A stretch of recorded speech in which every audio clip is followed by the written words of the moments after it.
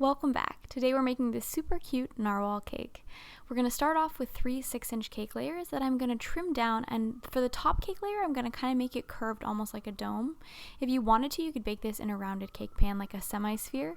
I just chose to use 3 regular sized 6-inch cake pans. So once I took care of that top cake layer, I'm trimming the sides to be tapered almost to create like a skull-like shape, and then with those cake trimmings I'm going to crumb them up with a fork just to break them down into small pieces, and then I'm adding about a tablespoon of frosting here. I'm going to mix this until I have kind of a Play-Doh-like consistency, and you should be able to handle the dough and be able to flatten it without it feeling greasy. So when you get to that point, you know that that mixture is ready, and you can cover with plastic wrap and set it aside. Now I'm starting to assemble our narwhal cake, and I'm using a 10-inch grease-proof cake board here just because you need a little bit of extra room for the narwhal tail, even though the cake layers are pretty small. I'm spreading a pretty generous layer of vanilla bean buttercream here, and as I'm stacking my cake layers, like always, I'm doing a little squat test to make sure that they're nice and aligned. This is especially important on a trimmed cake like this because you don't want the orientation of one of your cake layers to be off. After adding on that top cake layer, it's time to make our narwhal's tail. So I know it looks creepy, but you gotta think of this really as like cake pop batter, and that's the consistency you're going for. So I shaped out our little tail to the best of my ability, and then I covered the cake and the tail in a thin layer of frosting or a crumb coat. The whole point of a crumb coat is to trap any of those pesky crumbs that might get loose during the frosting process.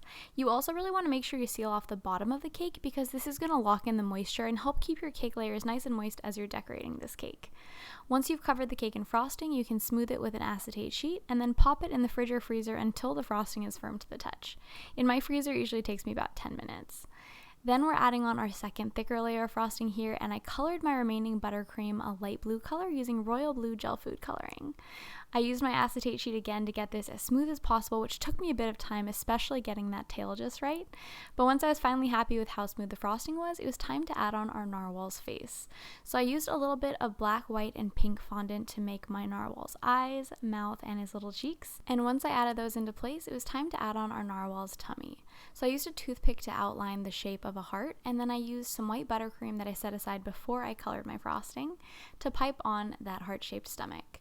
I filled it in and then used my small offset spatula to remove any excess because I piped it a little bit too thick. Then I smoothed it with my acetate sheet and used some of my blue buttercream to pipe on little fins. I used about 1/3 of a cup of white fondant here rolled out into kind of a tapered log to create my narwhal's horn or tusk, and then I carefully inserted that into the cake with a pair of scissors just to avoid denting my frosting. I really loved the way this narwhal cake looked, and of course I had to add on its party hat before I cut into it because just like all my other animal cakes, this is a party animal. So now it was time to cut in, and I almost dropped the cake slice because I was so excited and it kind of just popped right out. But the cake tasted delicious and I had such a fun time making it. Thank you so much for watching this video. I hope you enjoyed it. If you want to make your own narwhal cake at home, the recipe is linked in the video description and is up on Chelsweets.com. So until next time, happy baking.